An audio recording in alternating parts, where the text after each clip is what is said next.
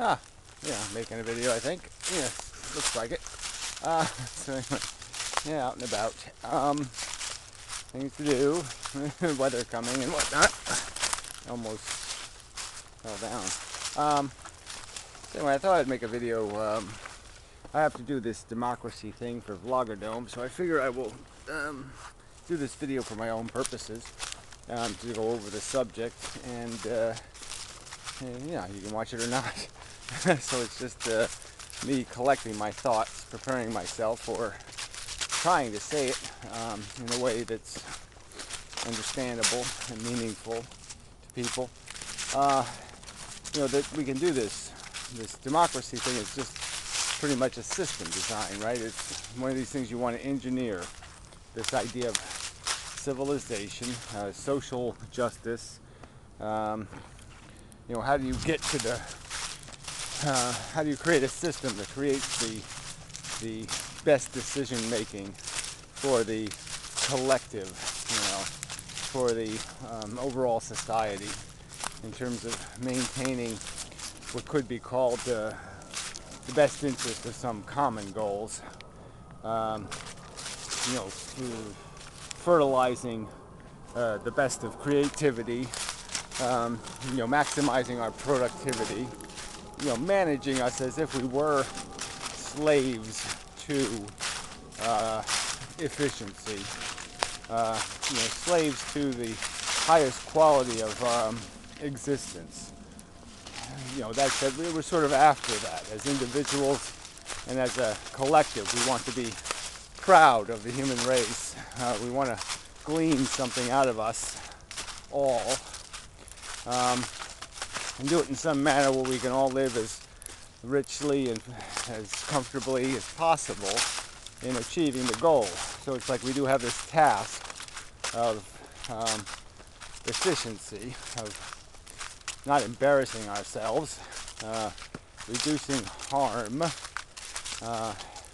There's a broad outline of a good functioning society, and you know what it does. You know what it doesn't have in it, which is a lot of rape and murder and exploitation and brutality and all that kind of crap.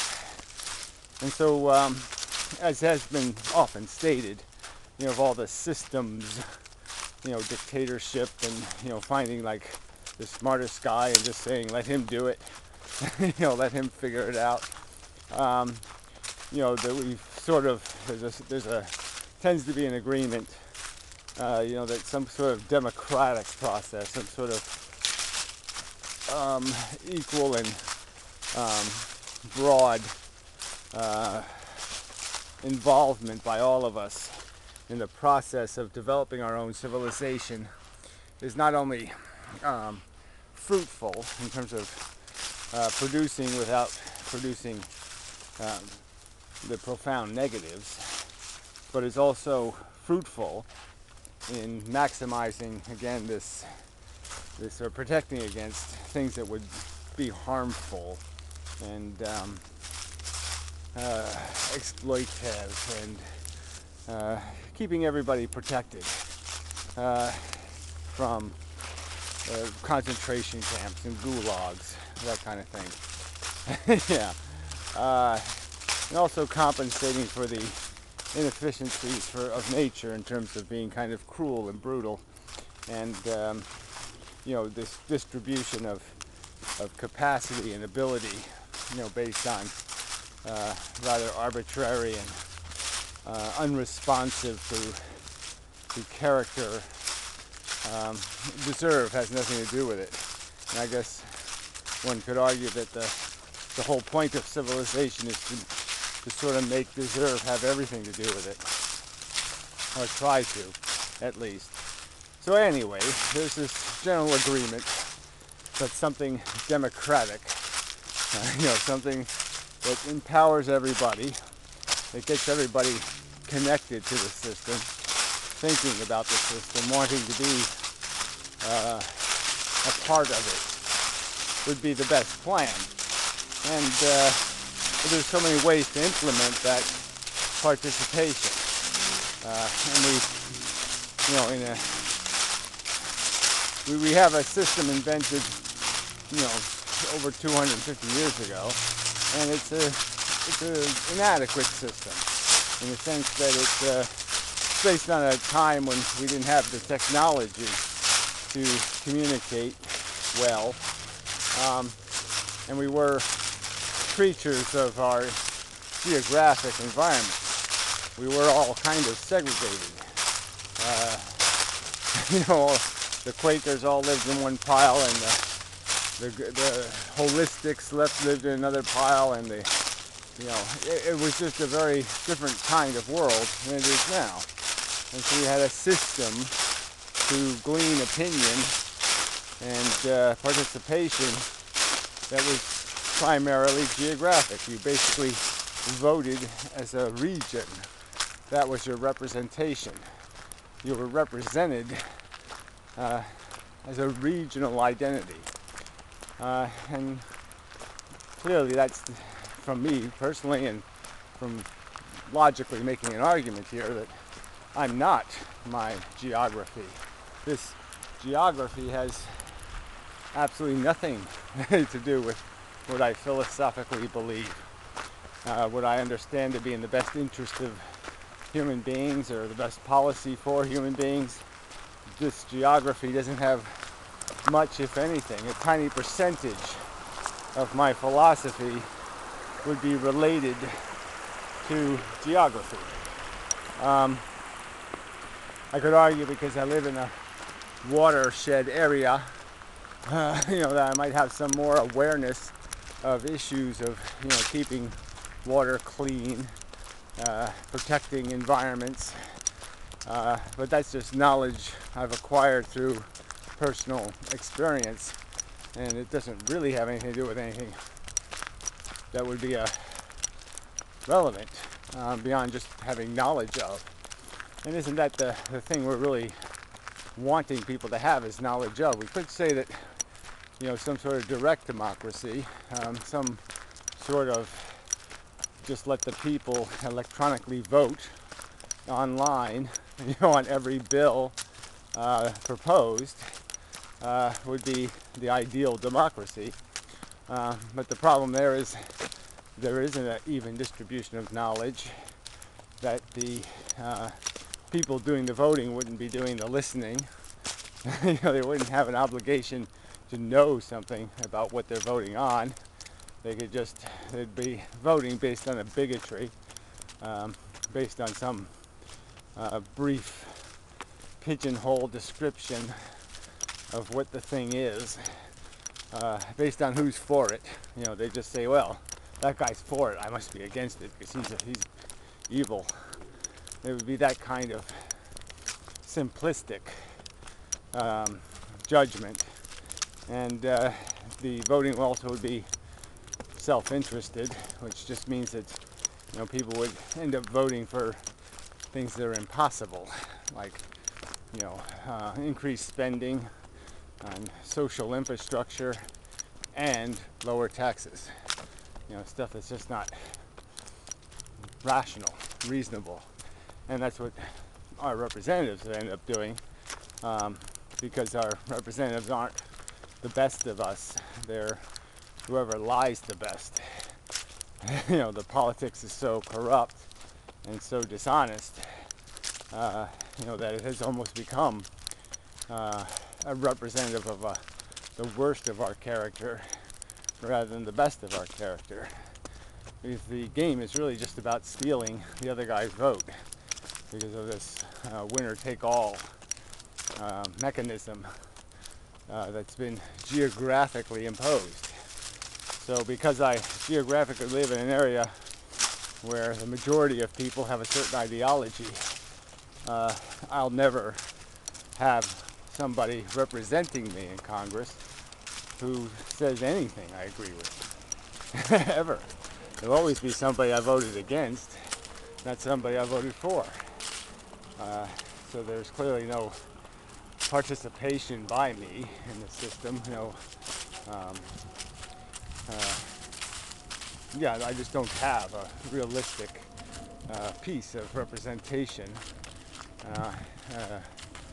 power, influence that I'm entitled to. And we don't have to have a system like that. We don't have to have a winner take all. You steal the other guy's representation by having a geographic battle to own the entire region, when all you should really own is your own vote. And you shouldn't be stealing the power of somebody else's.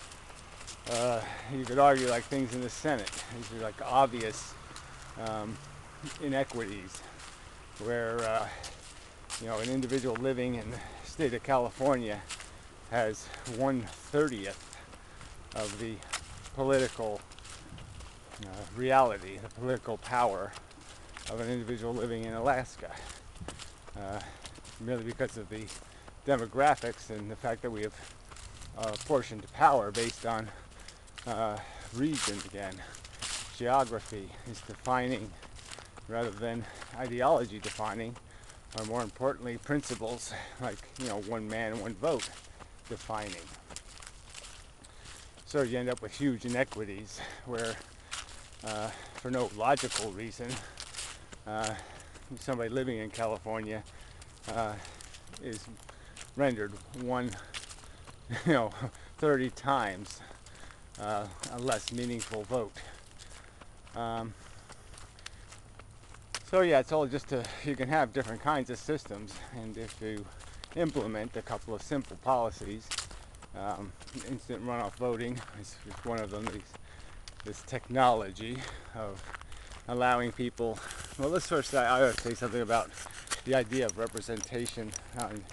Just as the point is, direct democracy doesn't work because people aren't going to be informed enough. They're not going to do enough work to understand all the bits and pieces, the implications of certain policy. And I'm not saying somebody who's informed can't come up with the wrong answer, but you're more likely to have the right answer if you're at least informed on the dynamics and the function. It's like you're going to serve on a jury and you don't know nothing about the science they're talking about in terms of the quality of the evidence. You're not a very good juror. So yeah, it's better to have representatives who presumptively are obligated to do that research, take the time to understand. It's their job to understand, essentially. Their full-time, well-paid job to get it right, theoretically. And I think you do need that, though, to have good policy, to write good law. It has to be somebody's full-time job, or they're not going to write good law. So I think that's why the idea of representation, the idea that we would all strip ourselves down, to 100 or 500, bits of information, interest points, even just 10 interest points, and that we would proportionally be given representatives who share common, or the most common, or the most common as possible interest points. So if I said I thought Jack Kevorkian was a great human being, I would be pleased to have him represent me, at any meeting or conference or in the Congress of the United States. And he certainly could have gotten elected to Congress if he could have run nationally rather than in one state full of Catholics. So, and that's what I'm basically talking about, is having a democracy where Congress is a bunch of ideological seats, not geographic seats. So whether you have 100 congressmen or 200 congressmen, the idea would be is that you would proportionally they'd all represent actual citizens, and they never would represent people who voted against them. They'd only be there through positive votes and through a system of instant runoff voting, applying that, getting rid of the geographic problem, and applying instant runoff voting, you can create a system where, yeah, your representative is going to be a lot like you. He's going to be somebody you voted for, and if he displeases you, you can always vote for somebody else, but I'm just saying it's going to mean something when you vote for somebody else, because he's going to need those affirmative votes.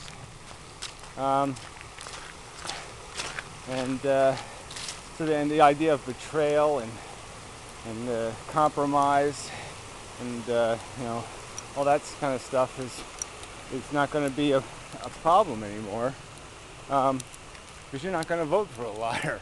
If you got the choice, if all you got is a choice between a liar and a thief, yeah, well, sometimes you'll vote for a liar, but you don't want to vote for a thief.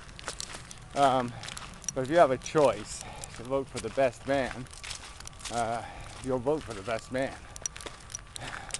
You don't want a liar representing you. You don't want your name on a statue of a liar. You really don't. And so democracy can actually mean something. It can be more than a train wreck.